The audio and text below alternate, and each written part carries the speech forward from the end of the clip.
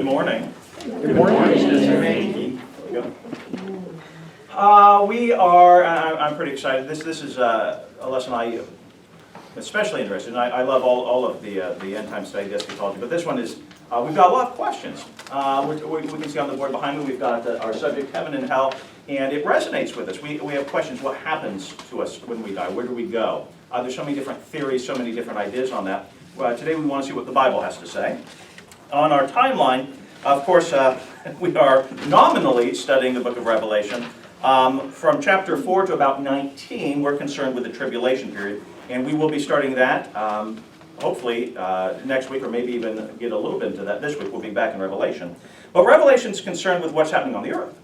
And while that's important, we also want to talk about heaven and hell as well. So hopefully we'll be able to take a good look at that this week. I've got some words up on the board behind me.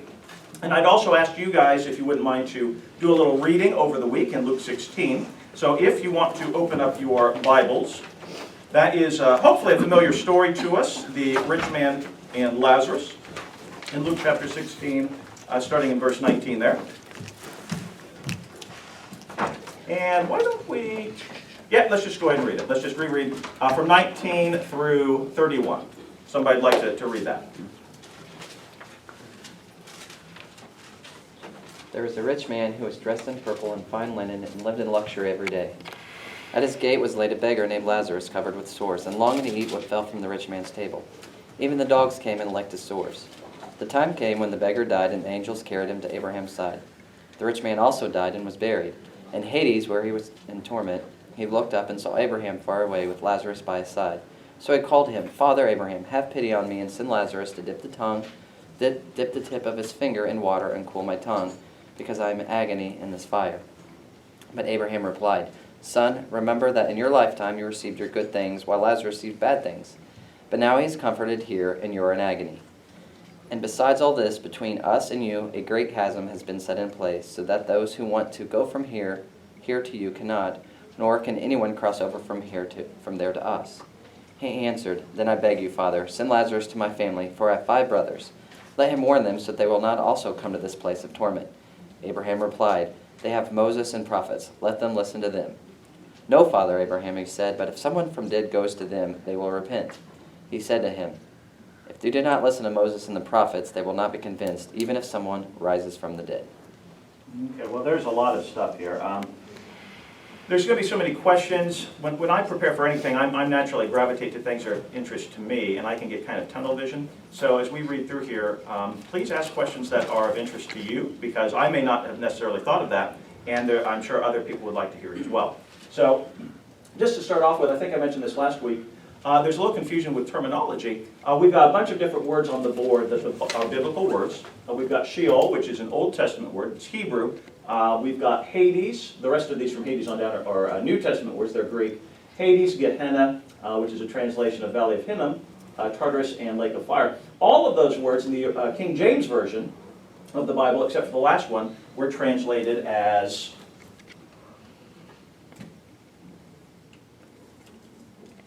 hell. And so that's one of the questions. The Bible doesn't use just a single catch-all. It uses these very distinct vocabulary terms. Is there a difference between them? Is there a shade of nuance hiding in these words? And I would suggest the answer is yes, those don't all mean the same thing. And the King James Version has since been corrected, as you heard when Brian was reading, and Brian was at the NIV? Okay. If you were doing a King James Version, back in verse 23, it would have said, "in being in torment in hell." The NIV has since corrected and now says Hades. In fact, I believe most modern translations do. Is anyone reading from a version that still says hell? Actually, mine, NIV says so. Okay, so clarification. The NIV used to. It used to. It does not anymore. So if you're reading in NIV, you've got the old version, the what was it? They redid it in 10 years ago or something? Oh, yes. Okay. So if you've got the new NIV, they've corrected that, and it doesn't say that anymore. Now, even in the old one, on mine, they've got a letter N next to it, which then down below it says Hades. So even in the old one, they've done at least a little bit. Yeah, a little bit. Okay. Anyone besides NIV that's got that? And I looked up the Message because bless him, I knew Greg was going to bring that up, because that's just what Greg does. So, Greg, I'm sure that's probably what you It wasn't. You on weren't my going mind. there. No. Okay, well, I looked it up anyway, just to see if he got that wrong. Of course he did, because that's what he does. So, I'm gonna miss picking on the message there. I'll find a way of doing that. Okay. So, we've got a bunch of things we want to chat about. I'm gonna put up a couple of pictures on the board. Let's see, blue? Does blue show up? Oh, yeah, that's nice. Okay. So, the first one's temple. It's a circle. This is Earth. All right, and then we've kind of got fiery, those are flames. Hell kind of in the center of the Earth, and then we've got floaty cloud, which represents heaven. This is kind of the traditional view of heaven and hell. I think this is how most people picture it. Hell, kind of in the center of the Earth there, and then you've got the heaven floating up there somewhere. And the other one I'm going to put up here is, Let's see why you're a math teacher. because my attention to detail, I'm assuming, is what you would mean there. Okay. The other one, we've got this place called Hades, which we'll need to talk about a little more. And it's got 3 different rooms or compartments in it. One of them is a place of torment. So there are the flames again. And then we've got paradise, and I'm not sure how to represent paradise. So we'll do a tree, maybe like from the Garden of Eden. So this is paradise. This is where the redeemed are. And then separating them, this middle room is empty. This is a giant abyss, possibly the same one that we're going to be reading about in the book of Revelation. They talk about a bottomless pit. So we'll put the abyss or bottomless pit kind of in the middle, separating them. Bottomless pit. Okay. So these are 2 kind of competing theories. I don't personally have a preference between them. It's fascinating to me. I've studied this quite a bit. I don't find there to be enough evidence to go from one to the other. I'll share some of those things with you, and you guys can make up your own mind which of these you prefer, if either one. But first of all, let's start with, well, maybe we should start with questions first. Any questions? But which ones are, what are these representing? Because you talked about there's 5 different terms up there. And my understanding is that there are like 3 different places. Okay. So let's do some defining. Yeah. Fair enough. Okay. So let's start with,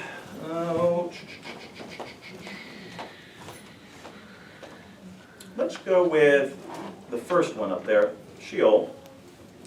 You have to understand that most of our understanding of what happens to us after we die comes from the New Testament. It really does. The Old Testament is very, very scanty in terms of details. If you were a Jew living before the time of Jesus, you didn't know much. I mean, you had the basic understanding there'd be a resurrection, and that's about it. That's about it. We didn't know much. Their word, they only had the first word up there, Sheol. This was the Hebrew word. This is the only word that they used that I'm aware of. And it meant grave, or death, or the abode of the dead. Okay. So let's look at some verses to verify that. We'll keep a finger in Luke 16 because that's going to be our main text. But let's take a look, if anyone would like to flip over to the book of Psalms.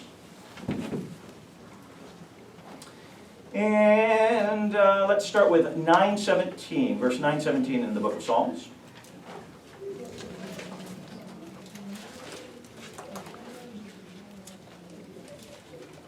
The wicked return to the grave, all the nations that forget God.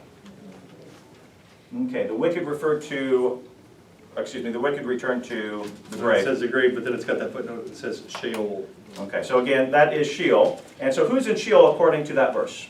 Okay, so the wicked. That's the place for the wicked. Flip over, still in the book of Psalms, 49:13 and 14. 49:13 and 14.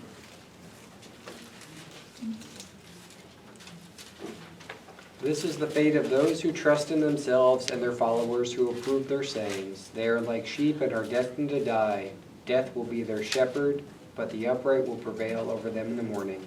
Their forms will decay in the grave, far from their princely mansions.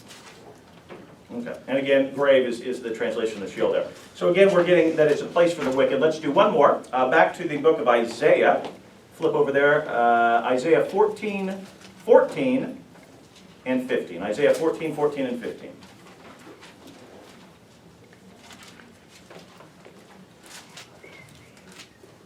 I will ascend above the tops of the clouds. I will make myself like the Most High, but you are brought down to the realm of the dead, to the depths of the pit. Does anyone recognize that? Those verses there? Probably should have done a little more context on that. Isaiah 14 is typically considered by a lot of commentators to be a reference to the devil, to Satan. And so it would certainly make sense that that would be his final resting place, this place of torment, Sheol. So far it would appear from those verses we read that the Bible is saying that Sheol, that term Sheol, the Hebrew word, is a place where the unrighteous dead go. The wicked men go to Sheol. That's where we're at so far. Well, let's see if we can dig a little deeper. Let's pop back to the book of Psalms. We're just going all over the place today. Psalm 16:10. Because you will not abandon me to the grave, nor will you let your Holy One see decay, and it's Sheol again. Okay. That one is a reference to someone else. Believer.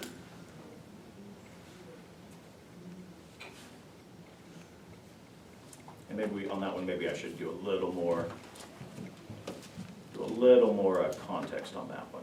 That's an important one. Okay, let me get there. Isaiah, what did I just say? 14, no, that was the Psalm, wasn't it? Psalm 16. Okay. Is that referring to David then? Or is this your, 16:10. Okay. There we go.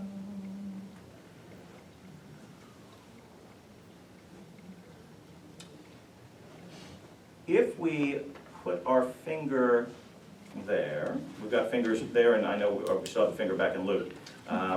You've got 10 of them, it's okay. Acts 2:25. Flipping through here.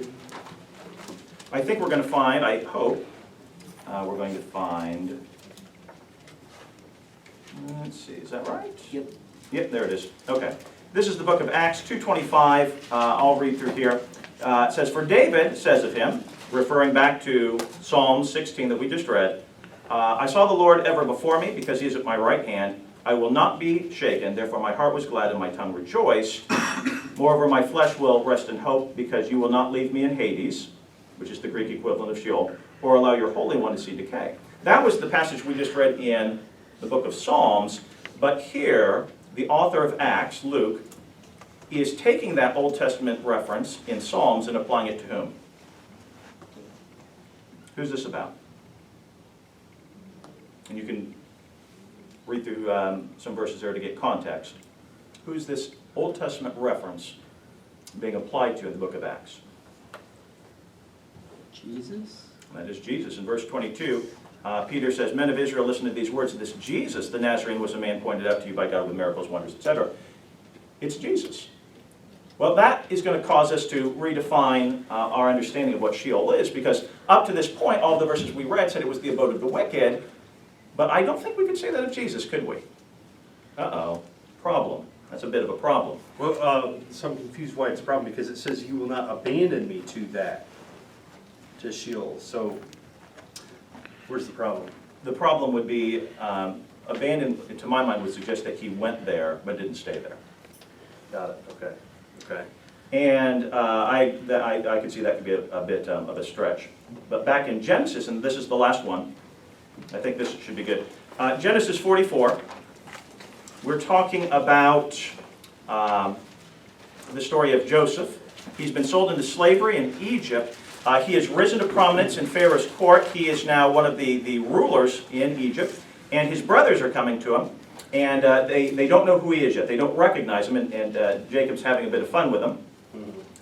And that is the context for Genesis 44. If someone wouldn't mind reading, let's see, maybe we should do some more context on this one too. 44, give me just a second to get there. And let's start with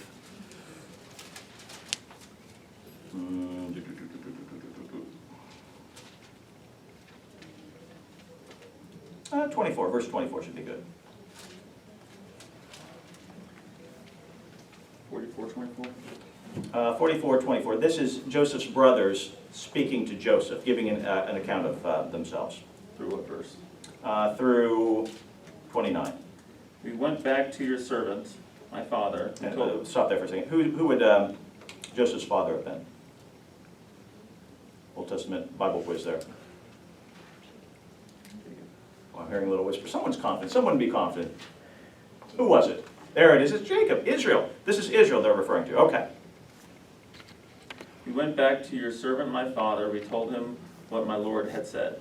Then our father said, go back and buy a little more food. But we said, we cannot go down. Only if our youngest brother is with us will we go. We cannot see the man's face unless our youngest brother is with us. Your servant my father said to us, you know that my wife bore me 2 sons. One of them went away from me, and I said, he has surely been torn to pieces. And I have not seen him since. What would be Joseph? If you take this one from me too, and harm comes to him, you will bring my gray head down to the grave in a misery. And anything happens to him, you will bring my gray hairs down to Sheol. Why would Jacob, Israel, expect to go to Sheol if Sheol is only the place of the wicked? So here's what I'm going to suggest, and you guys, you can see if you agree with my logic here. We've got Bible verses that clearly teach that Sheol, or Hades, these are the same words, just one's in Hebrew and one's in Greek. These are the same. We've got some Bible verses that definitely say that that's the place of the wicked. We have others where godly people, Jacob and possibly even Jesus, were seen to go there as well. So it would seem to my mind then that the best explanation of Sheol or Hades is simply to say that it's the abode of the dead, period, of either the righteous or the wicked. That's what I would suggest, that both went there. So purgatory if you're Catholic? No, purgatory is something else. That's a different thing. This would be more akin to the Catholic teaching of limbo, which we might get to if we have time there. So now let's go back to Luke 16. Let's go back to Luke 16 now.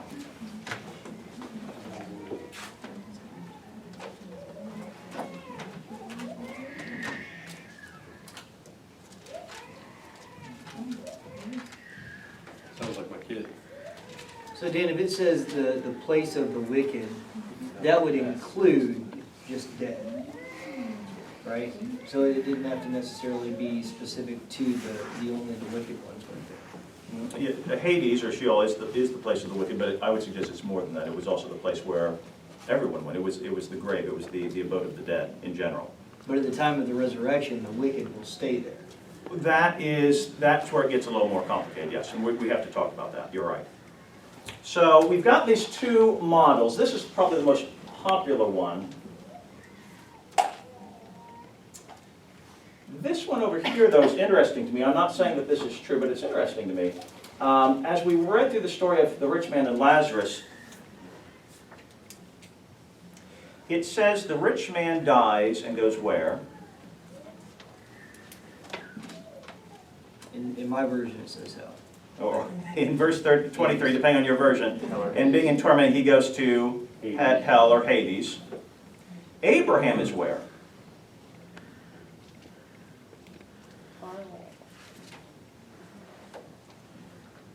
He is in, It just says, looked up and saw Abraham.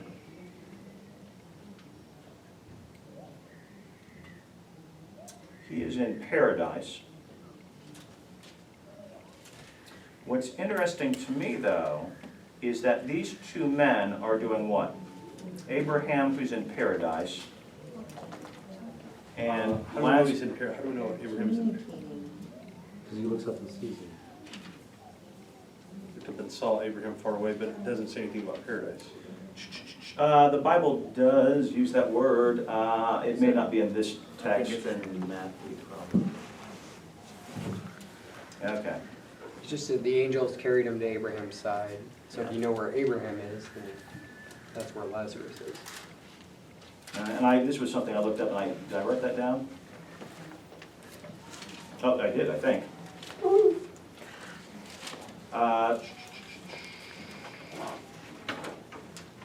Have a great day, Gibbs. Yeah, okay, see you guys. The Bible does use paradise. We'll get to that verse in a second. In Jewish thought, Abraham's bosom, which is mentioned in what verse was that? Verse 22. It says, one day the poor man, that is Lazarus, died and was carried away by the angels to Abraham's side, or Abraham's bosom. In Jewish thought, that was synonymous for paradise. That's paradise, right there. Regardless of what we call it, though, there was something that caught my attention there. Did you notice it? You can see each other? They could see each other and have a conversation. So some theologians, because of that, they prefer this. All right, so Lazarus is here in paradise in Hades, being comforted by Abraham. The rich man's over here in torment, begging to have a drop of water placed on his tongue. And when the rich man asks for Abraham to send Lazarus over to dip his finger in water, Abraham says he can't do it because there's a great gulf separating them. So this is kind of where this view comes from.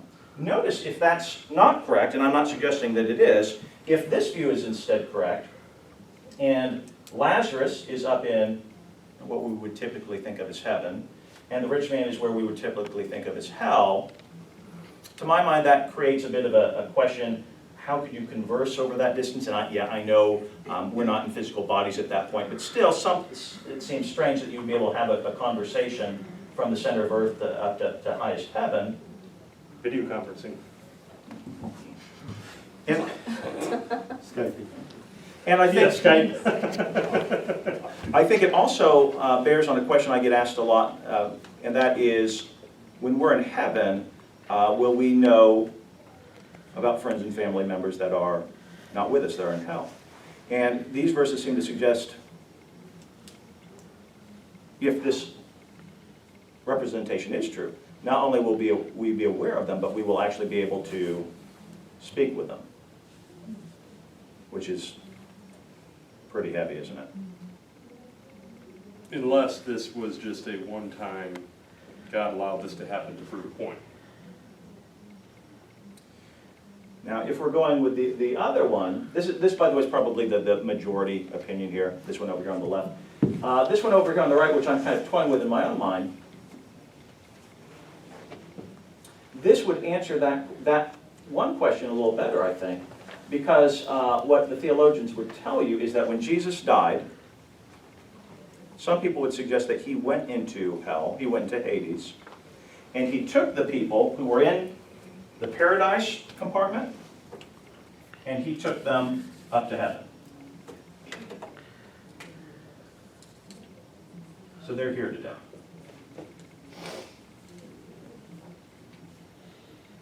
So that if you could visit Hades today on this side of the cross, the three compartments would be there, but one of them would be empty. This is the teaching of the Roman Catholic Church to a degree.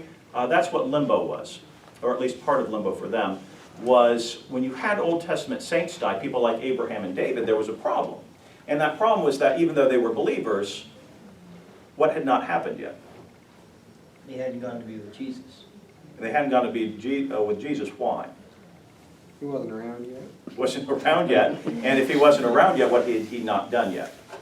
Hadn't taken them up to them. But there's something, yeah, Yes. that's true, but I'm fishing. Hadn't been the sacrifice. Saved. The cross.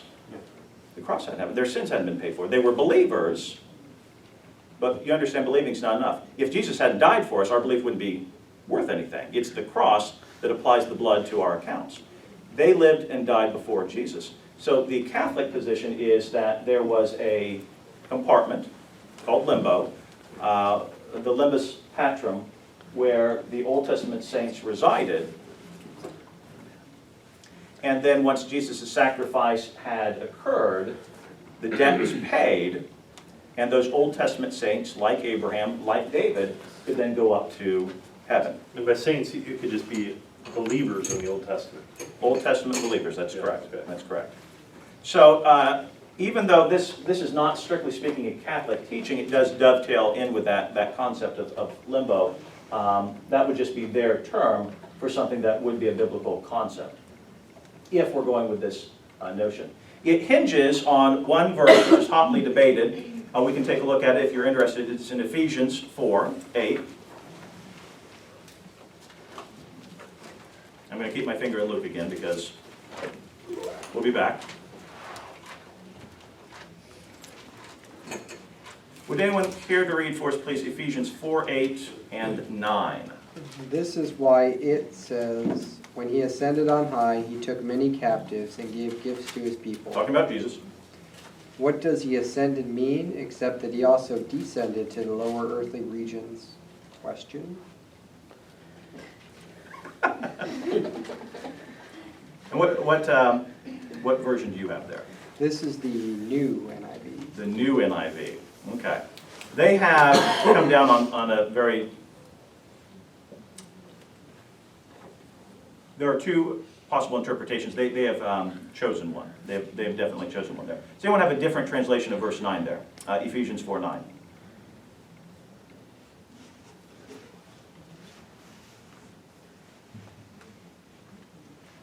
No one. Well, most of us are probably using the NIV. Okay, I'll read mine. This is the Holman Christian here. A literal translation reads as follows. But what does he ascended mean except that he descended to the lower parts of the earth? Well, what are the lower parts of the earth? According to this verse, the Bible is teaching that Jesus went to the lower parts of the earth, which would be Hades. If you take that interpretation, what that's teaching is that Jesus' death, he did this before he went to heaven. He first went to hell, and he rescued the people that were in that compartment. All of the people who were saved during the Old Testament time, but couldn't be in paradise because the blood hadn't been applied, he went down there and said, okay, the cross has occurred. Sins now have a basis for forgiveness. You're coming with me, and we're going up to heaven. Heaven, the third heaven, up in the sky. Okay. However, some interpreters do not translate it that way. There is a legitimate grammatical reading that could take it as an apposition. An apposition. Where are my English teachers at? English teachers? Okay. An apposition is something that renames something else. Like if I said, Mr. Hankey, comma, the teacher, comma, is seated in this chair, teacher is an apposition. It renames Mr. Hankey. Mr. Hankey, comma, the teacher. They would say that that is true here. So it's saying the lower parts, that is the earth. So they're saying that this doesn't deal with his death at all. They're saying at the moment of incarnation, when he was a little baby, being born in Bethlehem, before he could be born in Bethlehem, he first had to do what? Leave heaven. He had to first leave heaven. He descended to the lower regions, i.e. the earth, in order to be born. Okay? So, and I love that difference in the Greek grammar has profound impacts. It deals with no less a question than whether or not Jesus Christ went to hell before his ascension.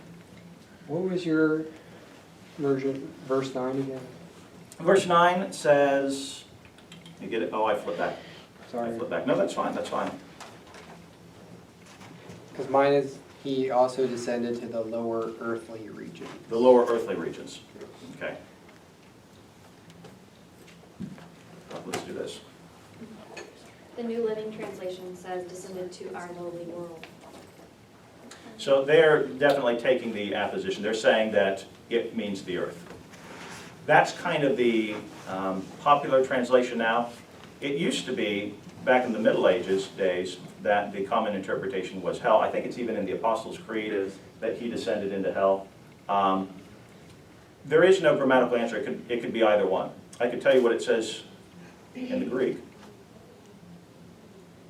Ephesians 4:9 says, and what does he ascended mean, except that he also descended into the lower parts of the earth? That's what the Greek says, that he descended into the lower parts of the earth. So, fun. Did Jesus go into hell before he ascended into heaven? Well, it depends on your interpretation. It depends on your interpretation.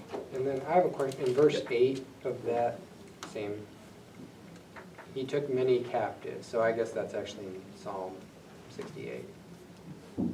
So the supporters of this theory, then, who would they say those captives are? Those were the people that died before, but captive at least has a negative connotation to me. Yeah, because they're not in heaven with Christ. They're stuck in this temporary holding cell, which the Catholics call limbo, we would call Hades. And that, a supporter of that interpretation would say that's what this means, that he descended into hell, he took the people that were trapped here in Hades, and he took them up into heaven. Now, if you're going the other way, the people that see that talking about the incarnation, they would say, no, that's not what that means. What it means is that before he could be born in Bethlehem, he first descended to the earth. That's what the lowly regions means. He descended to the earth, and the captives that he freed then would refer to all of us at the cross. That we were the ones held captives by sin, and his blood on the cross freed us. In that version, then, anybody that died before Jesus came then went to hell, except for like the 3 people that were raptured. Went to Hades. Because hell has that negative connotation of torture, but it wasn't. Paradise was in Hades. Paradise was in Hades, under that interpretation, under that understanding. But what about the other one? What about the torment section? Like if it's just hell and heaven, where did the Old Testament people go? If you're taking the diagram on the left. If I'm taking the diagram on the left, they would suggest that they went straight up to heaven. And then you'd have to wrestle with the issue, well, what do you do with the fact that they weren't covered by the blood of Christ? Because he hadn't died yet. Well, that was the sacrifice. That's why they made sacrifices before. The lamb, they would offer up their offerings. That's Before true. Jesus came. They did, certainly, that's what the Old Testament sacrifices were for. Did those actually forgive sin? Did they wash someone clean? So they didn't, because if they did, why did Jesus have to die? See, that's the thing. We'd still be sacrificing lambs today. I mean, if you were God and you love your son Jesus, and you've got 2 options, I could sacrifice my son, or I could just continue sacrificing animals because it's equally effective, which one would you do? You know, Jesus prays in the Garden of Gethsemane, Father, if there's any other way, take this cup from me. The cup wasn't taken away. Why? There was no other way. He had to be sacrificed. So there were sacrifices in the Old Testament, but they weren't to remove sins. They were to serve as a foreshadowing. That blood had to be shed for the forgiveness of sins. That's why Jesus is called the Lamb of God, because it helps us to understand, well, lambs were sacrificed in the Old Testament. Oh, yes, he is the perfect sacrifice. It was a foreshadowing. Okay. That's a lot of me talking. That's a lot of information. I just want to stop right here. This has been powerful. How many people are following this and engaged in their mind by a show of hands right now? That's great. That's good stuff. Praise the Lord for your faithfulness in studying that. That's good. What happens if you fall in between the 2? The book of Revelations talks about a bottomless pit. And there's an angel who has the keys to the bottomless pit. Satan is put there during the millennium, wherever that is. There's a debate, are we in the millennium now? Is this not the millennium? But there is a bottomless pit. If you are following the diagram on the right, well, then the bottomless pit would be that distance that Abraham said he couldn't cross to get to the rich man in torment. If you're going with this model, what's the bottomless pit? We don't have an answer for that. Doesn't mean it's wrong, doesn't mean it doesn't exist. It just means that we don't have an answer, that it's not mentioned in Scripture specifically. Where do we get the lake of fire? Lake of fire, and here's my little drawing. On my drawing, I am suggesting to you that Hades and Lake of Fire are separate. Of all of these different vocabulary words on the board, Sheol, Hades, Gehenna, all the rest, the first 3 refer to Hades. Tartarus does not, that's something else. The Lake of Fire does not, that's something else. Hades is a temporary storage place, which, and to be honest, it doesn't matter whether you're going for the left or the right. At this point in time, on this side of the cross, when a person dies, you go to heaven, the 3rd heaven, up in the air, up in the clouds with Jesus. The wicked are going in torment in Hades. Again, that's true no matter which of these positions you're going to take. I would suggest that this is temporary. There's going to be a judgment. We know that everyone has to face judgment before God. When that happens, those who are found unrighteous, the ones who have not accepted Christ, will be placed in a permanent location of torture called the lake of fire. Hades is temporary. It's only, what could I compare it to?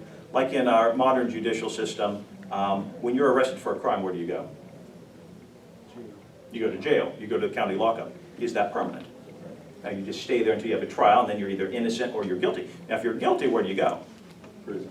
You go to prison for the duration of your term. I would suggest there's a rough analogy here, temporary holding until the judgment at the great white throne of God. And then for those who are guilty, the ones whose names are not in the Lamb's Book of Life, the lake of fire, which is the permanent state of being. So believers, when they die today, though, you're saying go to heaven in the clouds. Both of They're not these- in a holding thing, although they will be made, there will be a new heaven made. Yeah, both of these interpretations would agree on that point. No matter which of those two you're going with, a believer who dies today is going to go up to heaven, which the Bible calls paradise or the third heaven. But then that almost suggests that if they're in Hades and it's temporary, and then there's the judgment, that they could get out of Hades. That it almost suggests that there's a chance that they're not gonna go.